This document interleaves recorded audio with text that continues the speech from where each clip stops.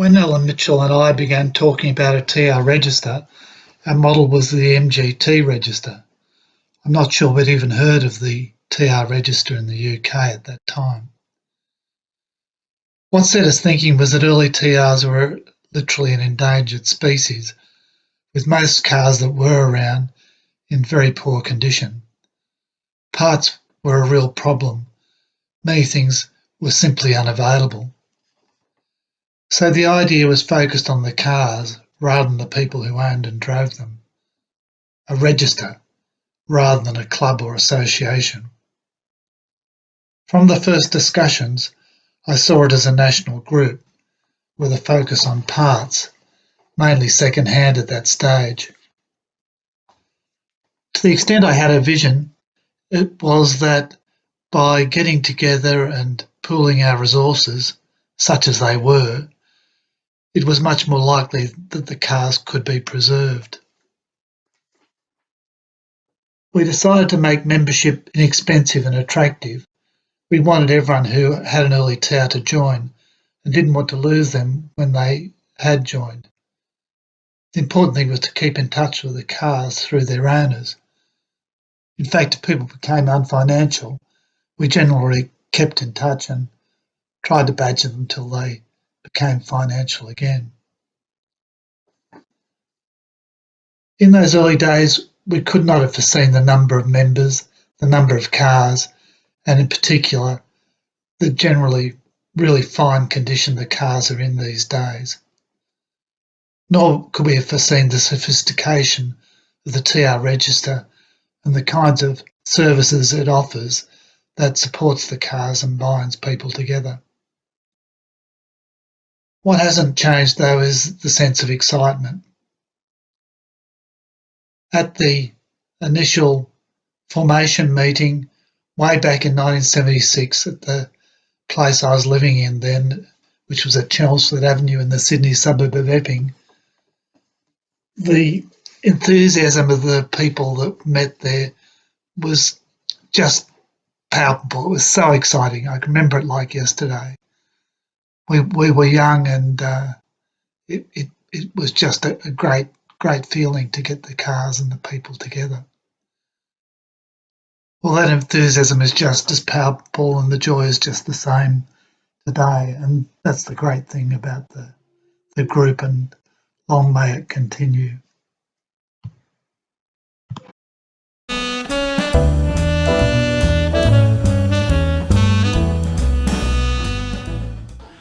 Okay, Alan, g'day. How are you going? Yeah, good, thank you. Yeah, we're here to talk about the inception of the 1976 of the TR Register of Australia. You're one of its founding members. Now, what got you into being a founding member at the very start? Well, at the very start, in 1976, was started because at a Tri-Sports Owners meeting at the Leyland factory where we used to meet then, a guy stormed in, I still remember it, and said, "We're not going to sell you any more parts for these old cars, but you can come buy a new TR7 off us." So John Myrne and myself, who worked in the same building at work, it was John's idea. He said, "Well, let's get all the side screen cars together, all the people we can have a meeting and get a register started to start importing parts for cars, because they're all rusty old rust buckets. Then very few left on the road. It's very disappointing because I had my car when I was 18, and then that was the majority of cars in Tri-Sports Owners were old cars, but by 76 there was very few left, and just rust buckets and no parts, and they'd just been stripped for parts and wrecked, and we thought it was very sad. So was there a demand for these parts for the cars here in Australia? There probably wasn't a big demand because they're just lying around in sheds and things, but we wanted to make a demand, and we wanted to get the cars restored, so we got all the owners we could round up for a first meeting at John's parents' place in Sydney anyway. All right, so how many people rocked up at that meeting? I think there was somewhere between 7 and 10. We don't actually have a record of who was there. Our current president was there, so he's John McCormick, so he was there from the beginning. And so we started importing parts from England, from a place called Cox and Buckles, and other places were starting up too in the 70s, Laurie Cousin Automotive and Sportserve in Sydney, and Coventry Spares in Queensland. And We also got a place called Peter Jackson Replacement Panels in Sydney to make in and out of sills. We wanted cars to be done properly, so we needed floor pans, sill pans, battery boxes, rear quarter panels. Those are the things that really rusted. So we got sets of those from England, and we gave Peter a set of all of them, and he would make 5 pairs at a time. Now, how did you know what suppliers were in England to actually contact? Because this is way before the internet. Yes, it is. Look, I don't know how we got on to Cox and Buckles. I must say I don't remember. I suppose we saw him in British magazines or something like that. Yeah. But Pete Buckles was a very nice bloke, and he gave it to us parts on credit even to start with. Yes, he rang me one night at home and said, "Oh, look, can you send me a few more bucks, a few more dollars or pounds?" So, okay, yeah, we can round a few more pounds up. But it was inexhaustible demand for parts then. As soon as parts came in, they were sold. And we got complaints from interstate people saying, "Oh, they're all sold out before." So we started sending the newsletter out 24 hours in advance to all the other states but New South Wales to give them an extra chance to get parts. But it was just such a demand for stuff. And that went on for years and years. All right. Now, how were you bringing the stuff in by sea or by air? Because obviously, if it's by sea, you're going to be bringing in 20-foot containers. But I can't see the demand being a 20-foot container full. No, it was by sea. Yeah. And there were boxes only about, our size about 4 or 5 people, I suppose. Yeah. Okay. And we used to sort them out in my garage and work out prices. In those days, you had to pay 35% import duty and then 45% tariffs. I mean, they're talking now about free trading, but there's none of that then, which added a lot of price to the stuff. Yeah. But at least you could get it. All right. Now, how were you working out how you're holding stock and the amount of stock you needed from all the people coming in? Because you'd have a number of people coming in from New South Wales, maybe even Australia, working out these are the parts. How were you collating the total numbers of the parts and the stock that you required? Well, we basically could only buy what we could afford. We did get some credit from Pete Buckles, but John and I used our own money too. So we'd basically get what was a reasonable amount of stuff for a reasonable amount of money that would sell straight away, and then the next order, was just everything just sold out instantly. And we really knew what people needed. Yeah.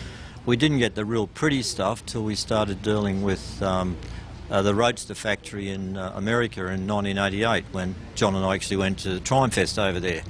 And Charles Runyon liked all the pretty stuff, all the nice rubbers that fitted everywhere, and so we started buying stuff from him too. In fact, we bought $8,000 then in 1988 worth of parts back in our luggage. I had 6 grills under my arm trying to get on the plane, and someone said, "Oi, come back here, you." So they go into the luggage compartment, but they came out undamaged. All right. Now, how's the spare parts evolved for the Triumph Club now over in the decades of the late 70s then? Well, they sold and sold and sold, and still I saw in last year's sales there was $66,000 worth of new parts sold, and that's obviously a lot more than we were selling in those earlier days because we didn't have the money. Yeah. But the numbers have grown, like there's 360 something members I think now, and cars have just come out of the woodwork from barns and things, and obviously the momentum gets going, as you saw here today. We had about 15 cars at the first concourse in Parramatta Park in 1978. Yep. And we had it then, hottest day of the year, January, because the historic race meeting started at Amaroo in 76, and we had the 2 Fast brothers come over down from Brisbane, and the 2 cousin boys come up from Adelaide. So we thought, this would be a good time to have a concourse. We've got some people from interstate.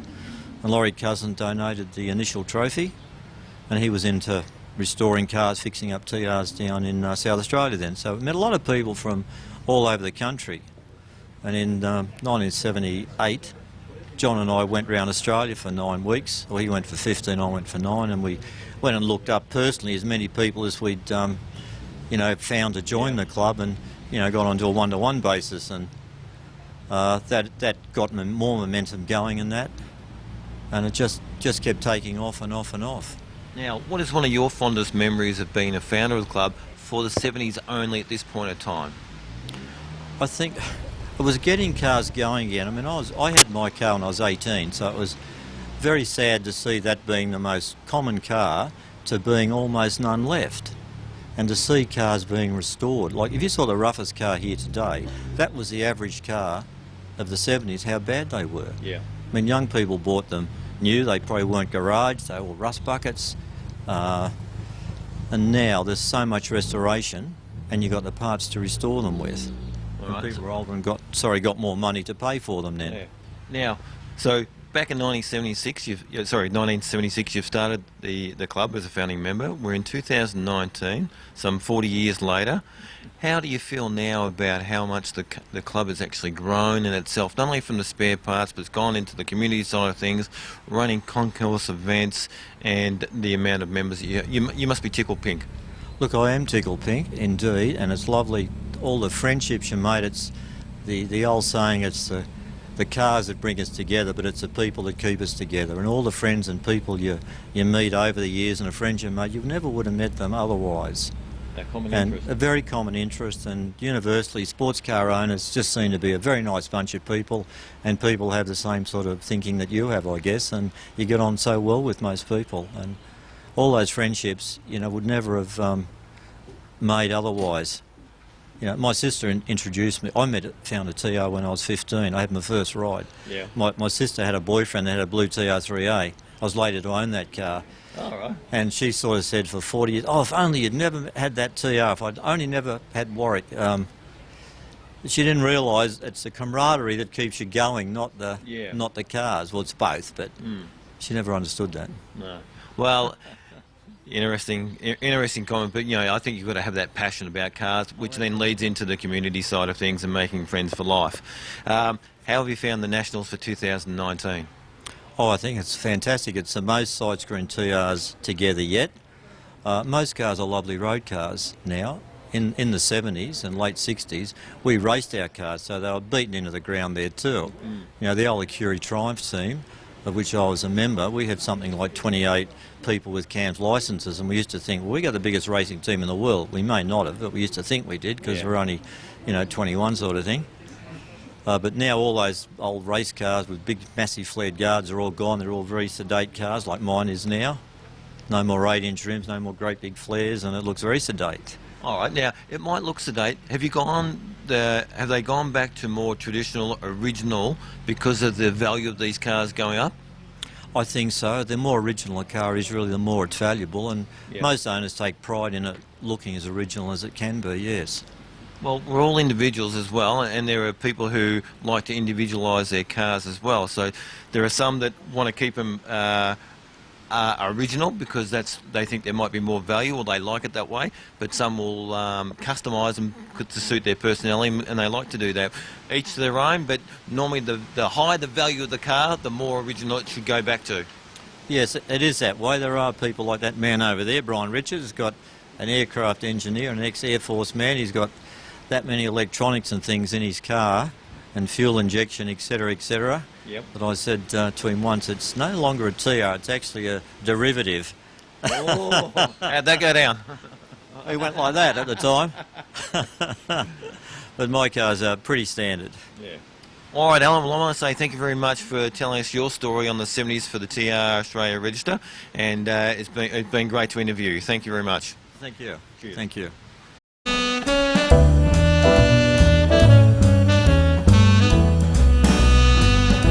Okay, Brian, g'day and welcome to the TR Registry Historian event. Now, we're talking to you about the 80s.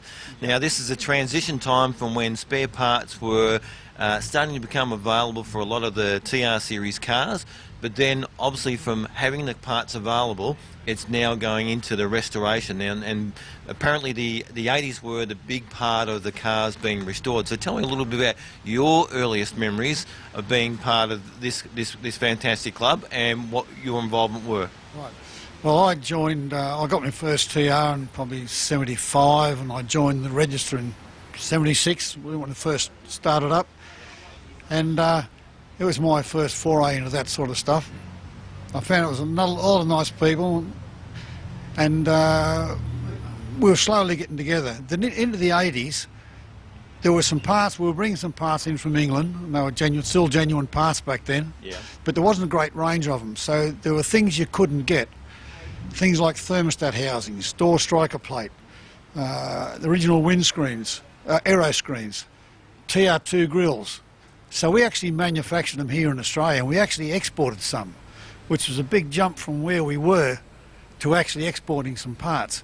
But then as the 80s went on, more parts started to become available. And today, of course, you can get just about everything for the TR.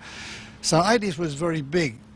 And the club, of course, was founded to put cars on the road instead of going to the wreckers. Yes. And in the 80s, we started to see that. There's a lot more people starting to put some effort into cars. And we'd go out on a run, like I remember going into Kangaroo Valley. There was like 14 cars headed out.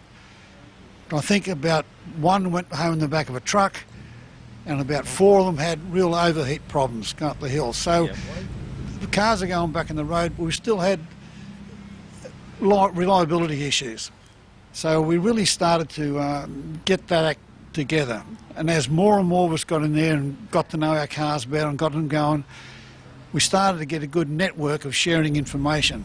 So the cars become more and more reliable, whereas today you can send 20 cars out on the run, 20 will get there and 20 will get back. Yeah. So, and originality was still a big thing back then. We go to a concourse like this and there'd be a dozen cars getting judged for originality. And I was one of those, and I had a real big thing on originality, and I finally won the concourse with my first car, which was, you know, pretty good. And Now, can I just break in there? Yes. How old were you when you were doing the concourse in the 80s?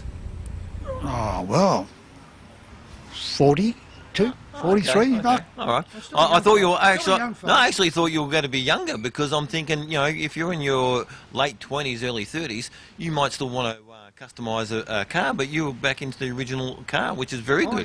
Yeah. Well, I was what, 37, 36 or something when I bought my first TR. Yeah. Okay. Because I just got a company car. I got a new job and got a company car. Now I can afford a second car. And whereas the second one I got, the body's TR, it's a bit not original. So we really started to get some reliability in the cars. And through the 90s, that got even better. Of course, as time went on, now the cars are very reliable. Yeah. But something I learnt very early in the piece, especially in the 80s, we started to get involved with some other clubs, is that no one buys a TR to make money or for status. Yeah. They only have a TR because they love them, which is why we all get on so well. They're a great bunch of people. There's not full of posers or... I had a Maserati for a short time, a 62 Maserati, and this was in the 80s, so I sold my TR and bought this Maserati, and I went to a Maserati register meeting. Yes. Half the people in the car, all the people in the club there knew they had a Maserati. Half of them actually knew what Maserati they had. It was status. Yeah. You know, that was the only meeting I ever went to. Yep. Whereas the TR, great bunch of people, and over the time, because we network so well and have these sort of events, it's been very good. And the 80s was really a growth year. Our membership went up, we went interstate, and you know, it got a lot better. In the 90s, that developed a lot. In the 2000s, really, we found it. We think we found it anyway. Oh, I think you have. I think you've really done well. And what I'm trying to get back into is the manufacturing side of things. So, you know, a group of guys, a group of people getting together to understand, hey, we need to manufacture some parts here. Not many people have done that. And I want to try and understand, were you manufacturing the parts yourselves, or were you getting a company to do that? And if you were getting a company to do that, how did you then give them the specifications to make the parts to make sure they're correct? What you've got to remember first is there's only probably 60 of us. Yep. So we're not talking hundreds of people here. So our critical mass was relatively small, but if you need a thermostat housing, you need a thermostat housing. So we had, for the like things in the thermostat housing, the door striker plates and the aero screens, we had another company make the moulds, do the castings, everything from original parts, you know, ones that still were all right. And they made from that. The grills, we had because they're a fairly flat plate and just a lot of holes in it, we had someone did a machine program, and he used to cut them out of a billet of aluminium. Yeah, okay. And since we were the only ones with them, people overseas wanted some. So we sent some overseas. Yeah, here's a country here in Australia. Here's a country here in Australia, a very small minority of owners of TR cars exporting spare parts around the world. How unique is that? Well, probably fairly unique, you know, when you think about it, but we were keen. We believed in what we had. Yes. And I think that's one of the things that sets this club apart, is we believe in what we had, and we believe in looking after it. And the whole, well, you've probably been told, the whole aim of the club is to put cars on the road, keep them there and keep them seen, which is why back then we had a whole heap of cars in concourse. There's probably 3 times as many cars here today, but there's only 3 in concourse. Yeah. Because we're all, I don't want to talk about the 90s and the 2000s, but we're all interested in making them reliable. Yeah. We want to be able to drive them. They do have some issues, and over the time we figured out what the issues were, what the minimum amount of things you can do to the car and make it reliable so you could jump in the car and go to Brisbane tomorrow. Now that's interesting because you've got a wealth of knowledge that's been built up for many, many, many years. And I can see that on your website you have these forums and you can get a whole lot of information because you've recorded all this information. You understand the value of how critical the data is and the information that's coming through to be able to pass on to future generations. We have books called Technical Tips. There's 3 of them now. They're from a compilation of all the different technical articles over the years into those. And people get that. You know, there's a bit here, a bit there that's of interest. Our website's greatly improved. Of course, it was coming after the 80s, the website. But our magazine, I used to print our magazine in the 80s, used to print our magazine off at work when everybody else had gone home. Of course, Xeroxing back them days was expensive. So we'd copy all these things off, and we'd all meet up at probably John Mearns' place and fold them all up, put them on envelopes, lick stamps, address them and send them out. Whereas today we're a lot more professional, obviously, like most clubs. Yeah. But the idea was to get the information out and get people talking to one another. And it was fairly successful. It really set the pace, and the rest of the time has really been a natural progression. Yeah. You know, like you get it better each time. Each time you do it, you get a little bit better. You learn something. But the main thing is let the technical information is available to everyone. I get phone calls all the time. I've been talking to this bloke in Spain and Canada, England, Sri Lanka, because they read the website. They see what's going on. Okay. So they contact, and I'm not the only one, they contact us. The same as we contact them. So around the world, and we're, as you've probably been told, we're the only TR register in the world now that solely sticks to side screen cars. Yeah. The rest of them have expanded, which is why we've got the membership we have, and it stays about the same. Yep. Because there's only so many cars out there. Oh, fantastic. Well, look, it's been great talking to you. Your wealth of knowledge and what you've done for the club is fantastic, so thank you very much. No worries.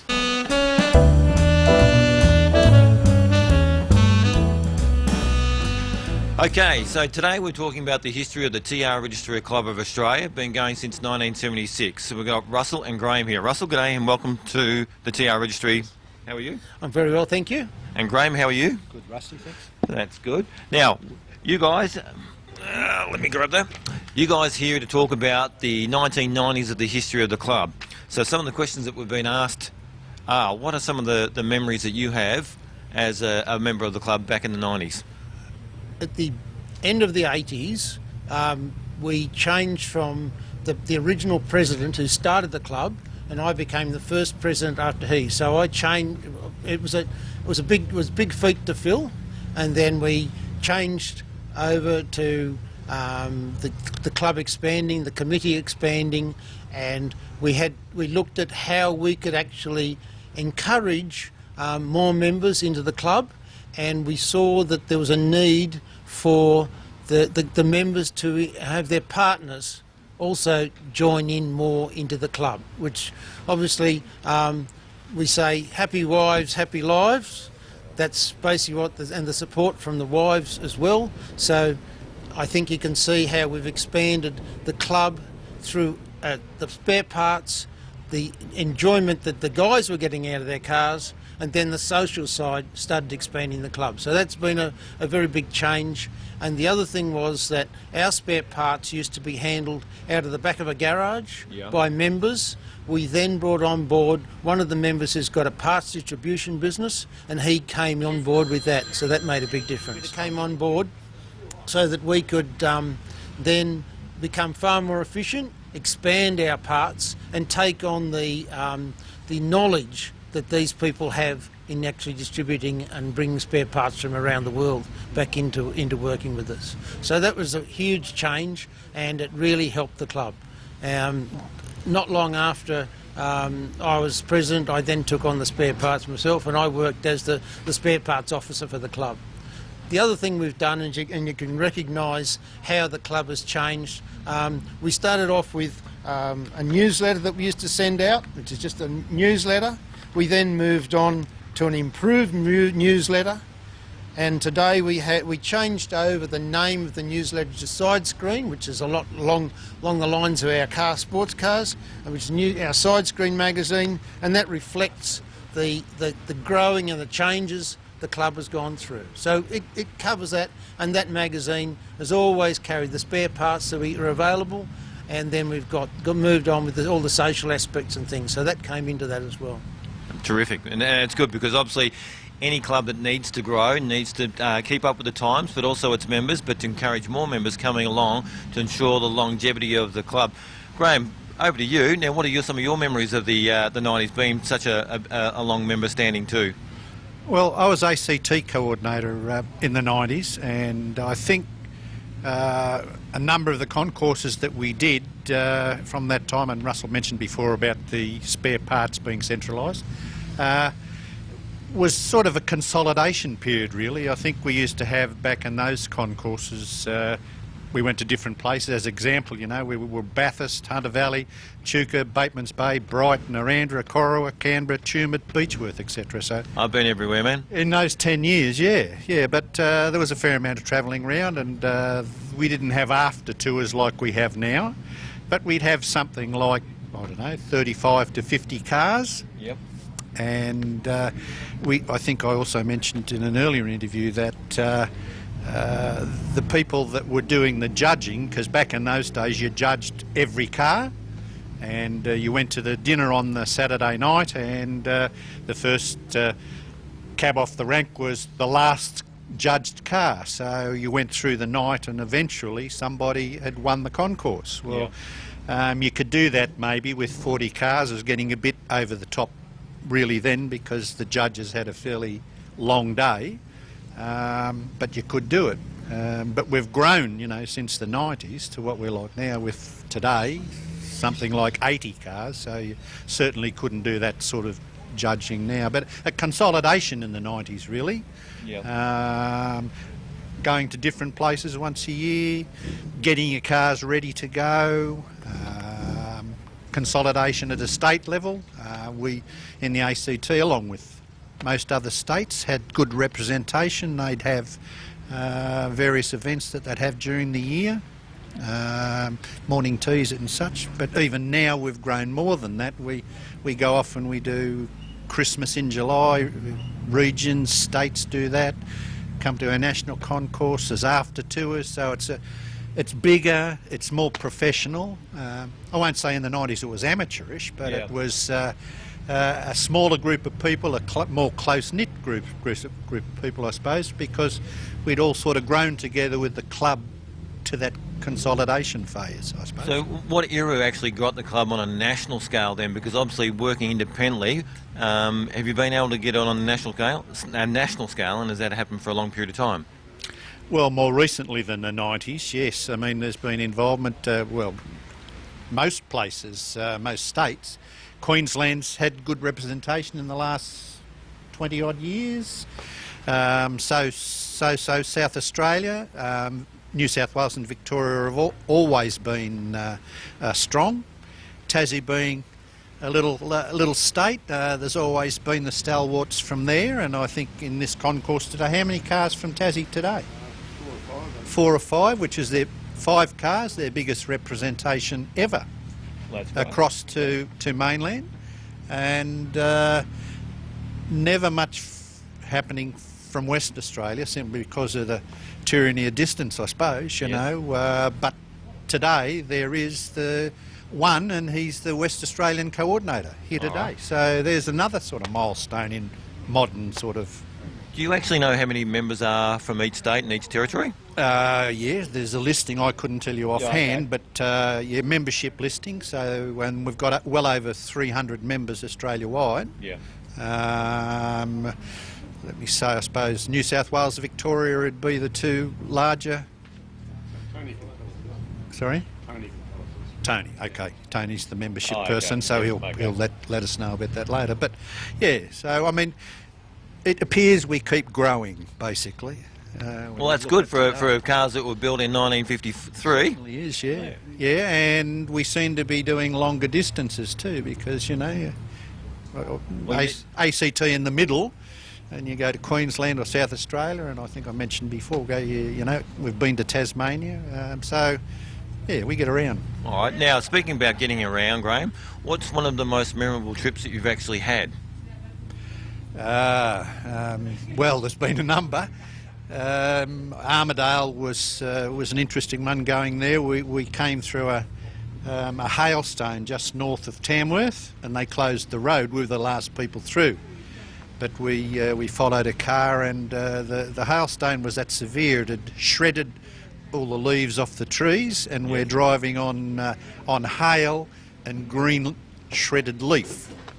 We used to, our concourses and our meetings were based more or less in New South Wales, but we had meetings in South Australia and Victoria on a swap over basis each year. Yes.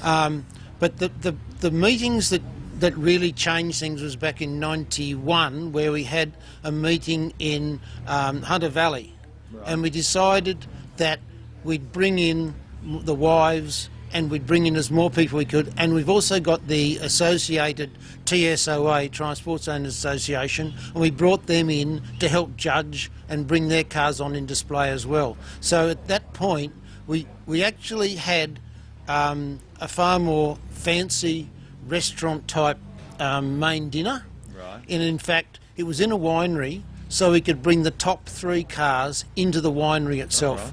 So we actually had them on display, and you didn't know which car had won the concourse until the final announcements. Yep. But it was lovely to have the 3 cars. And the other thing we did was we got everyone at the which was about 80 people, I think 80 or 90 people. We got every member to stand up and say who they were and introduce their wives, so that we actually got people to actually communicate further between the people, because it tended to be just the blokes before, and we used to have an announcer of the winner in the back of a motel. And we decided we sort of decided to move on a bit from there. Yeah. And it was interesting because Wyndham Estate, it was in Wyndham Estate, and Wyndham Estate brought out a wine called Bin TR2. And Wyndham Estate donated a dozen cases of wine a dozen cases of wine as prizes. Right. And we had this huge stack of wine sitting there, and that was all given out as well, so as prizes and things. So that was a pretty big change, and from then on we ended up with presentation dinners and things like that, which really moved the club on as a club which had social background as well as our sporting cars and getting the cars back on the road. But the other thing that did change, the cars in the 70s and 80s were built and rebuilt more to be cars that were being used and ridden and brought along and then shown. But then we started getting cars that were really being built up as really fine examples of how a concourse winner should be, and you could see the improvement in the quality of the restorations, and I guess you really see the results of it today. But people still drove them. Yeah. And that was what we wanted.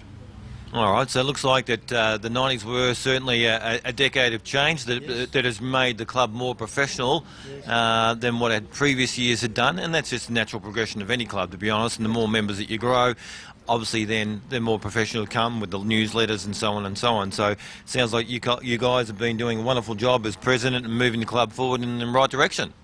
We hope so, and we hope people get a lot of fun and enjoyment out of their cars, and we see that today. Well, let me tell you, from in 2019 doing the Nationals here, I can tell you folks that the amount of community spirit within the club and what you guys do is actually very good. So that must be some well-worked stuff that you've done previously. So that's the foundation you've laid. Thank you. That's been good, and No we've worries. really enjoyed it. Okay. Okay, cheers.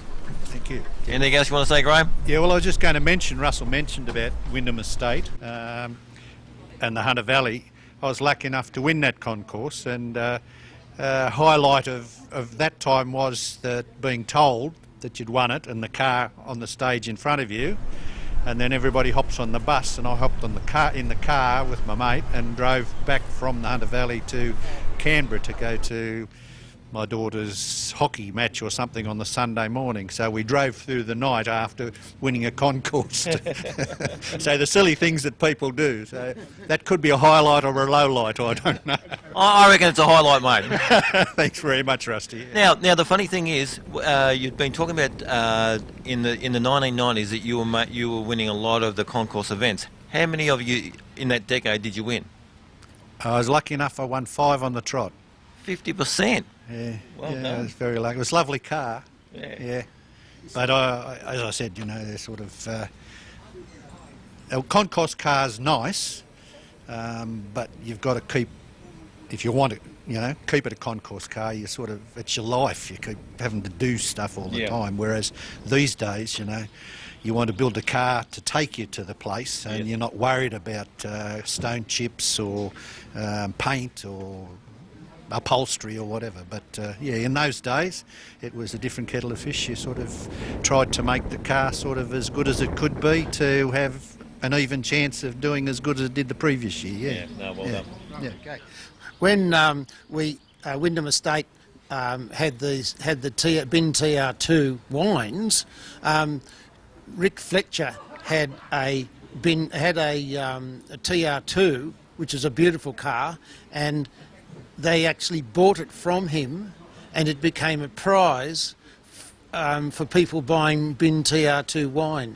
So I think it was a young lady won it, and we haven't really seen it back in the club. But it was a beautiful car, and it was a prize, and I think he probably set the price range for Triumphs from then on. Oh, good to hear. And one thing I forgot to mention was, the wine that they provided for the prizes. What did it taste like? Oh yeah. No, it was. I'm just trying to remember. Actually, Have you still got a bottle? I don't think I have still got a bottle. You're bloody alcoholic, are you? Probably drank it all. Yes. No, the wine probably went down pretty well. I'm sure it would have. Yeah, but we were very thankful to them because they did let us use their facilities.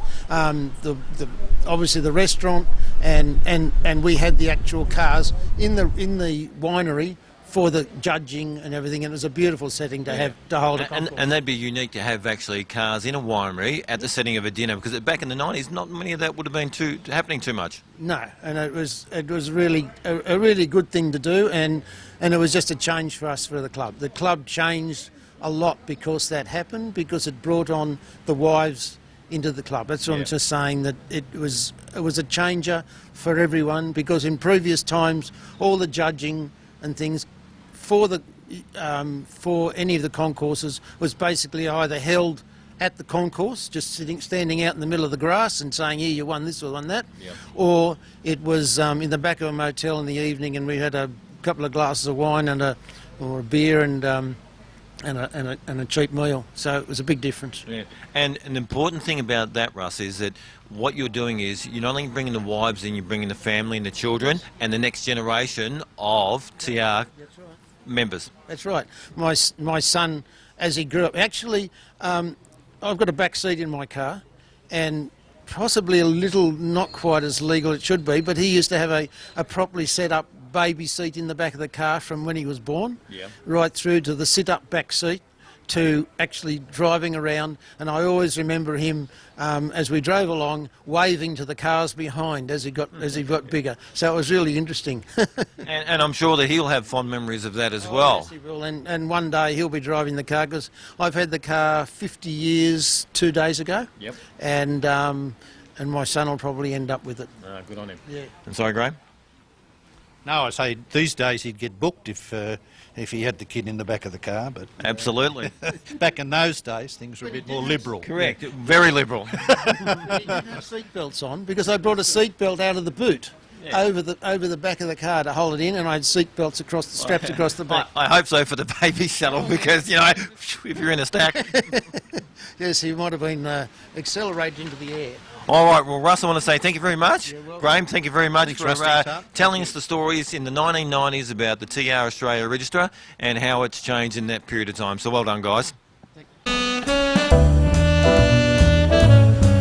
Okay, Tony, g'day. How you going?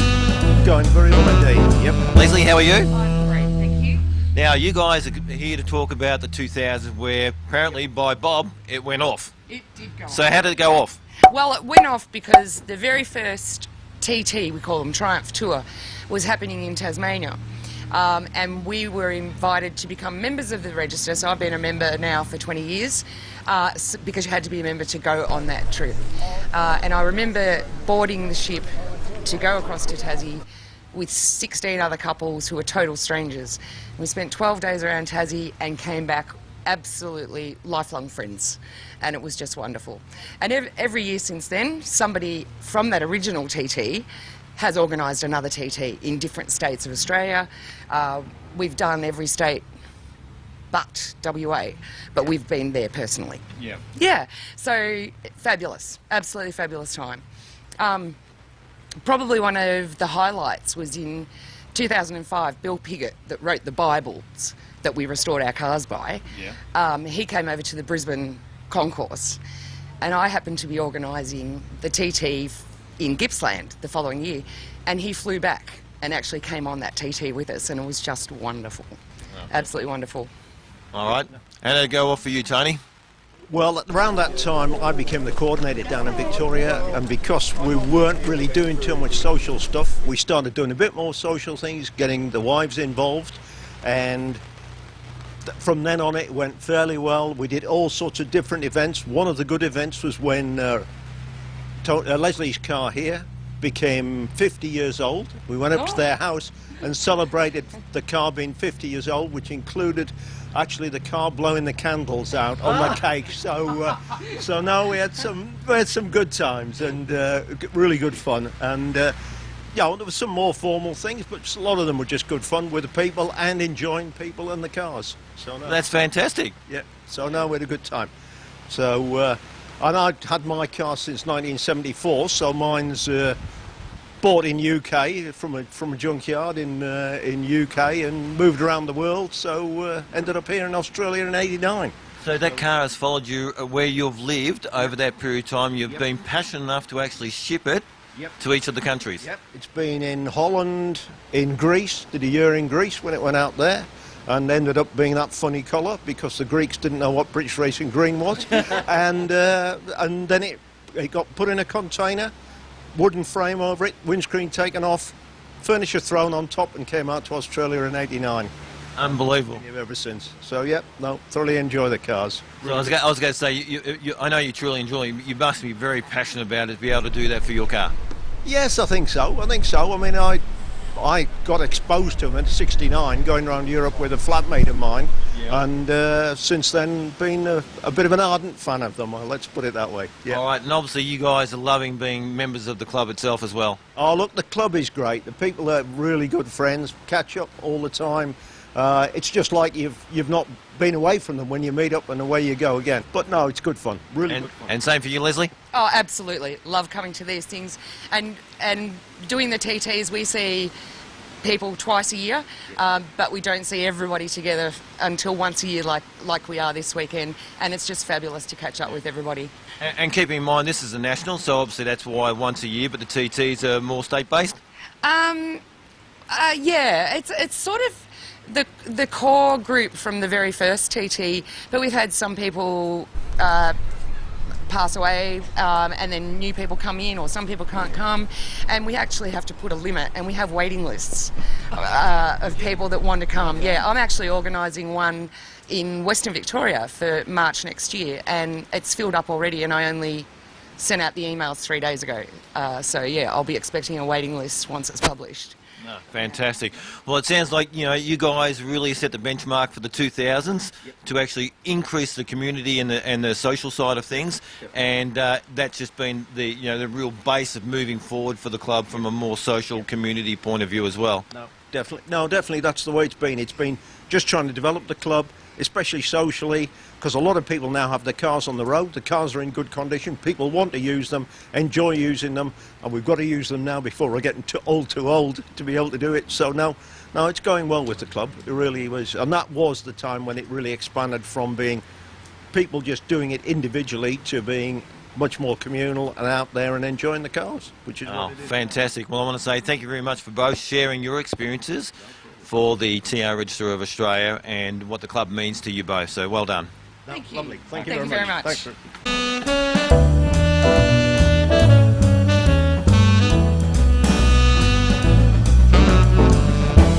John, welcome. Thank you. Now, we hear about a little bit of history about the organisation of the TR Registry of Australia. You're talking about the current 2010 onwards.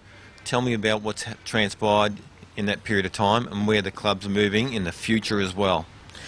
The club has grown, as you've been told, now, so we've got to about 312 members, and it's a well organised and semi-professionally run. We're all amateurs, we're all volunteers club. We run these sorts of events. We run events in individual states. We get a great attendance of those events. We still have, though, the majority of members whose interest is in the cars and fixing them and restoring them and providing advice to other people on them. Because that really is the DNA of the club, isn't it?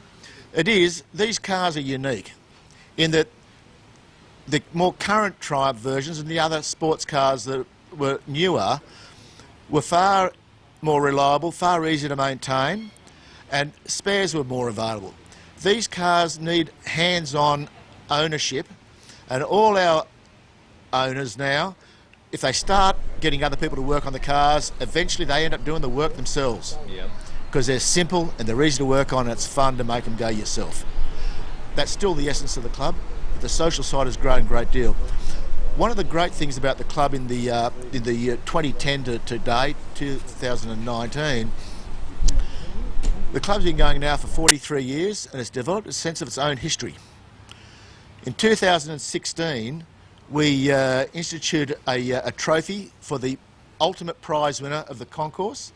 It's called the Mern Mitchell Trophy, which recognises the history of the club and the founders of the club, John Mern and Alan Mitchell. Yeah. And I think that is a wonderful and significant achievement of the club that's been going long enough and successfully enough to have that history. Well, that's great news. The future of the club is one of consolidation. It's unlikely we're going to grow our membership a great deal from what we have. There may be 600 side screen Triumphs in the country. To have more than half as members is probably all we're going to realistically get. So what we're doing is we're consolidating. And I took over as president in June this year, and my objectives are to improve the lot of our members through increasing the affiliation with overseas clubs and overseas organisations where there's a wealth of experience and resource. It's to improve the management of the club, to make our club more professional in the management, making sure our constitution's up to date and reflects what we need it to reflect. Is to make sure our financial management is appropriate and that our resources, and we do have resources in our club, financial resources, that they're invested for the benefit of the club and we don't waste them. Yeah. We've got a really good future. Membership will stay stable, but we need to progress how we do things. All right. And that's not being critical of the past. It's just an evolutionary process. Well, it's like anything. Everything's got to continuously improve, and you've got to be able to provide benefits to be able to sustain the members of your club, because that's important, and what their wants and needs are. That's right. And wants and needs, we have just completed, for the first time in the club's history, a club-wide survey of members, a questionnaire type survey. We got over 150 responses, so we got nearly 50% of the membership to respond to that. Overwhelmingly, those responses were positive, and they've given the committee and myself as president a range of opportunities to work through to provide what the members want from their own mouth. Yep. And what are some of those things that you're going to be looking at in the next 1 to 3 years?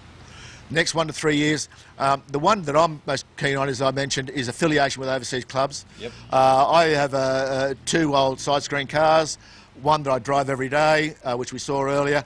I've got another one which I've just been restoring, and the English clubs and the British members have been absolutely superb in their support of me, and I want to get that same level of support from the rest of our members. So I've written to the chairman of the TR Register UK. It's a full-time professional outfit. Yes. And he has responded very positively to us, our members, theirs and ours, having reciprocal rights to our resources, our websites and our assets. Oh, fantastic. And actually, then you guys keep a list of spare parts and inventory as well. So obviously then that could help generate more income for the club as well. We're selling parts, and you know the list goes on from there. Yeah, that's true. One of the big benefits is the personal relationships. Mm-hmm. And I've been today talking to a few of our people who have got personal relationships with overseas executives of car clubs. I've established a relationship with the TR Register president in Ireland and in British Columbia in Canada and in England. Yeah. Through those relationships, we can expand the members' benefits and their ability to keep the cars going and to have social experiences outside Australia. Yeah. My wife and I have been to the All British Day in Vancouver in British Columbia. We've been hosted by the TR Register President of Ireland when we're on holidays in Ireland. Those sorts of experiences, those personal experiences, I think are a great development for people. No, that's fantastic, and obviously then the direction of the organisation of the TR Register Australia has got a very fruitful future. I think it does, and that's owing to the members, and particularly the committee members, who have worked so hard in the last few years. I've been on the committee for 6 years, but in the last few years, in the last 4 months, it's been outstanding. No, fantastic. All right, well, futures is great. John, thank you very much. Thank you very much. Cheers. All the best.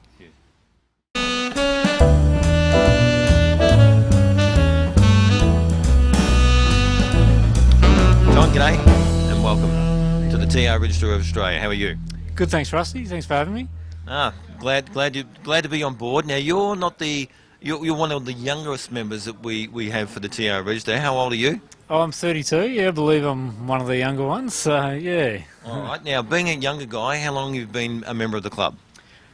That's a good question. I'd say maybe 4 years. Been involved with the club a lot longer than that. My involvement started through my father. Back in 1998 was my first concourse with the TR Register. And been coming along fairly frequently since then. So, yeah, I got indoctrinated at a young age and fell in love with the cars and been around since. So. All right. So, out of all the TR series cars, which one do you love the most?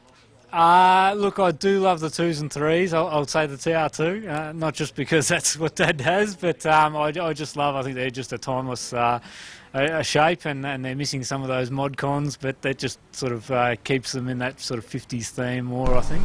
Yeah, like the TR2s. All right. Now, being a young fellow, what attracts you to joining a club in the first place, a car club? Because obviously there are certain elements that you must enjoy because you're still a member. Yep. Look, I've found even from my first concourse in 1998, the Register's been very friendly, really friendly people, always really helpful. They make you feel at home. I haven't attended too many events in the last few years. Just busy with other things, work and things like that. Young family? Not yet, no, just... what's taking up your time, mate? Renovations and work, unfortunately. No car renovations, but... yeah, so I've just found they're a really good bunch of people, really supportive, a wealth of knowledge, and always willing to help out with the cars. So, and to come along and see such a big turnout on a day like today is fantastic. You know, otherwise you'd be flicking through a magazine or looking on a web page, but to see them in person and see so many and be able to walk along and see what different people have done with theirs, different ideas, and I just love it. So. Great to hear. And for you, club is pretty well up there from a social media side of things because they've got the websites, they've got the social media pages. So for a younger person, you can get on tap into a lot of information. Yeah, definitely. Yep, I love the webpage. The club keeps it up to date, so that's a big plus for somebody, as you say, somebody my age. We really that's the first port of call, I guess. If you're looking for parts or cars for sale, you can jump on there. So that's fantastic. The newsletter's fantastic. We get that emailed as well. So yeah, definitely enjoy all the support the club provides in that form. Now, only been a short member, but for a short period of time compared to some guys that we've talked about through this series. What are some of your fondest memories of the club and some of the outings you've been on? Look, a lot of it's tied to doing stuff with my dad, I guess. A lot of bonding through triumphs, so I guess that's what sparked my interest, and so probably the trips interstate. The concourses are always a highlight for me. The trips interstate to different towns, beautiful town like Ballarat. So yeah, out seeing the countryside and enjoying the cars at the same time. That's probably a highlight. Fantastic. And I want to use a line. I know I shouldn't, but you know what happens in Vegas stays in Vegas. Is that what you're telling me? Something like that. Although you and your dad? Yeah, that's it. Yeah. So no, always lots of fun to be had. So we've had lots of good memories. Oh, fantastic. Well, I want to thank you for taking the time to have a chat and let the TR Register know how you're coping and how you feel with the club, and it's a fantastic club. So well done, mate. No worries. Thanks very much for having me. Cheers. Thanks.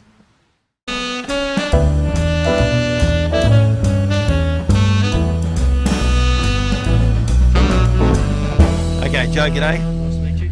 Nice to meet you too. Now, we're here at the TR Nationals for 2019, and I've been told that you're one of the newest club members here to join.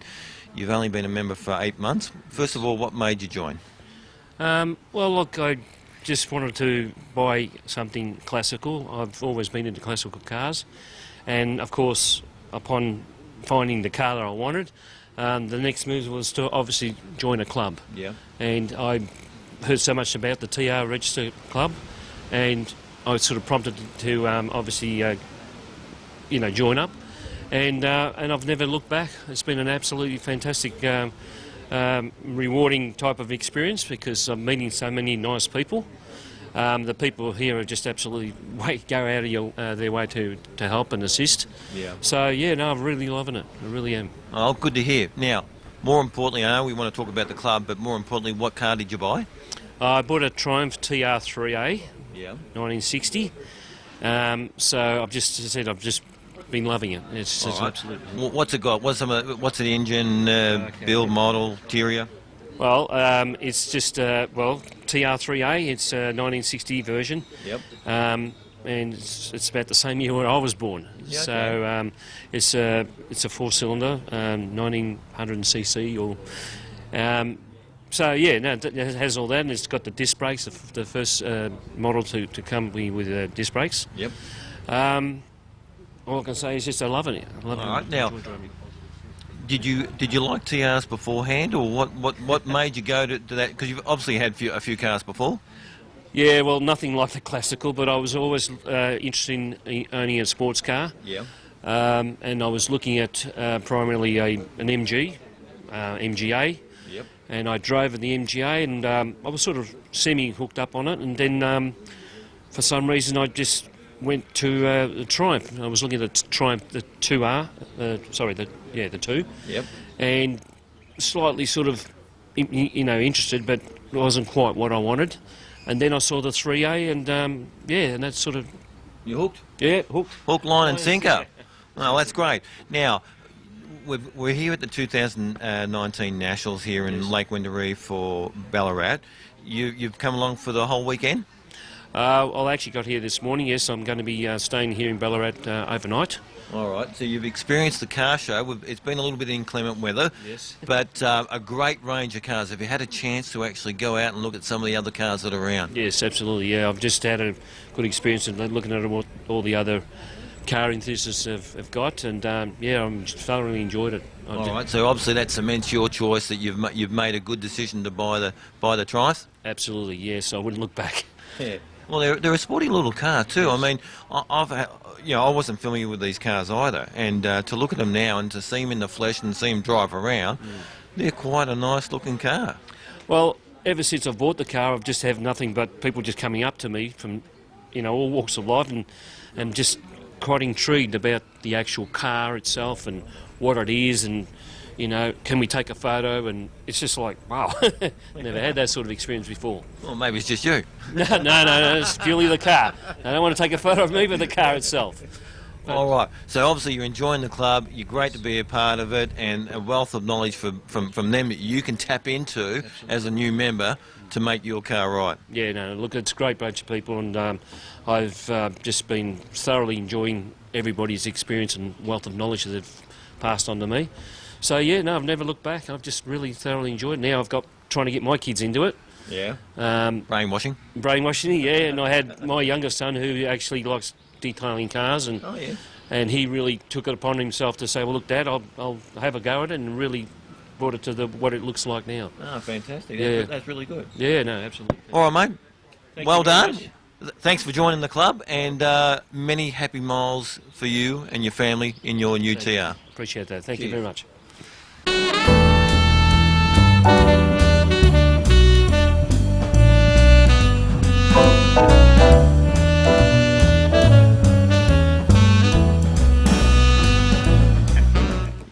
Gary, g'day and welcome to Bumper to Bumper. How you going? Good, thank you. Now, Gary, you're the guy that organised the majority of this event today here at Lake Wendouree for the TR Register Australia Nationals. Well done to you, first of all, because it's no easy feat putting a car show together, let alone trying to organise it in inclement weather as well. You're not telling me anything. No. And it wasn't just me, it was a team of people who everyone played an important part in it, and that's what made it, I think, successful. All right.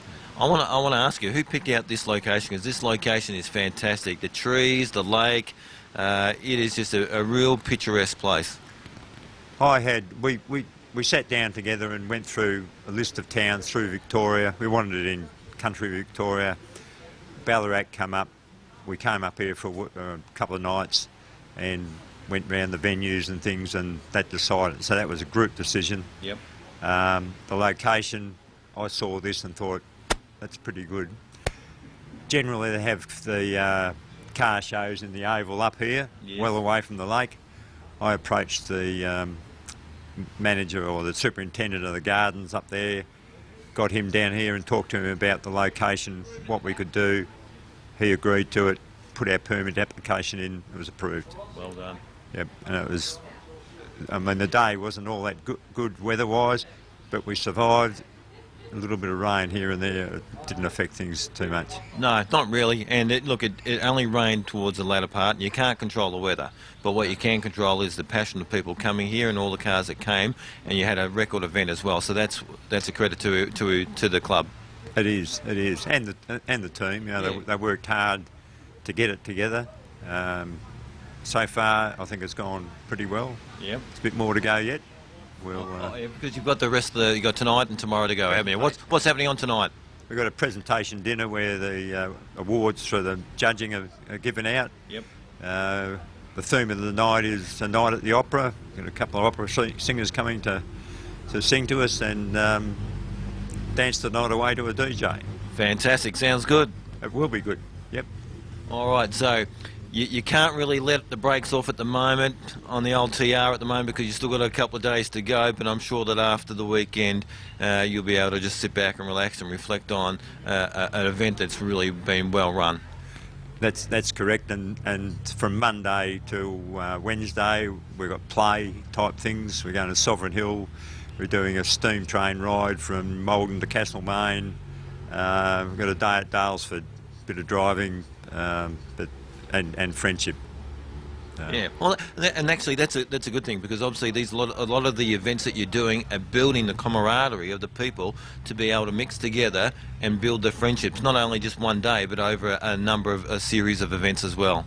That's right. I was just talking to a group of blokes over there and they were saying how things have changed over the last 20 years where it was all about the cars, and over that time it's gone from that to being more social. Sure, the cars play an important part in it, but not as much as they used to. Yeah.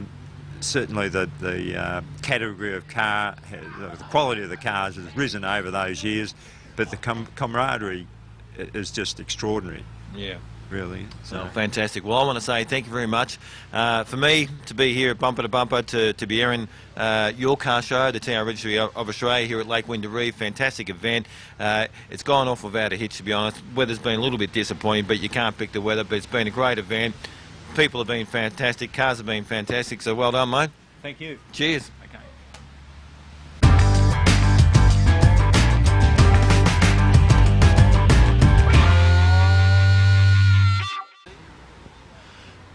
Now, Bill, the TR series of cars have had a long history in racing.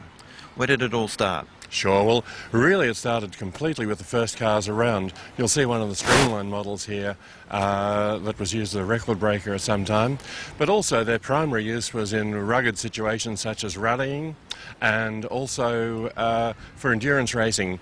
A team of Triumphs competed several times in Le Mans 24 Hours with some success. But all through the time from the first TRs on, TRs have been extremely successful. Kaz Kazner in the United States was a prime racer of TRs and ran Triumphs over there for many years and still does. In Australia, Triumphs have always been features of club racing and local racing and have been competing on that kind of scene for years. Bill, who have been some of the famous race car drivers here in Australia? Well, certainly the most notable was Harry Firth, who ran the car and its derivatives way back in the 60s. Also, of course, the person who got his start in a Triumph TR is Alan Moffat, and he was running in Australia as well with the TR2, I think, or 3. Now, that's interesting because I wouldn't have thought Alan Moffat would have been driving a Triumph, but that's something for the historians to know and for general public to understand as well. Well, once again, the cars themselves are rugged. In their day, they were quite quick and they were quite competitive. And that was the car that Alan Moffat got his first start in. Interesting. Now, what were the specs of these cars that made them quite quick? Why were they so good? Sure. Well, in many cases, they were simply rugged. They've always been known as for their strength, and certainly that's been a big part of European rallying and Australian rallying indeed as well. However, they've also got a reasonable, in those days, a 2-litre four-cylinder engine, which went out to 2.2 at one stage, and that was very amenable to tuning, so you're able to get some power out of them. Moving on in time, these cars are often used in rallying and hill climbs now. Yeah, there's quite a few of them around. There's some particularly successful competitors. Andrew Gibson in New South Wales has got an extremely quick TR3A and he drives it brilliantly. And he's often seen punching way above his weight at all sorts of race circuits around. There are various other cars that come out from time to time.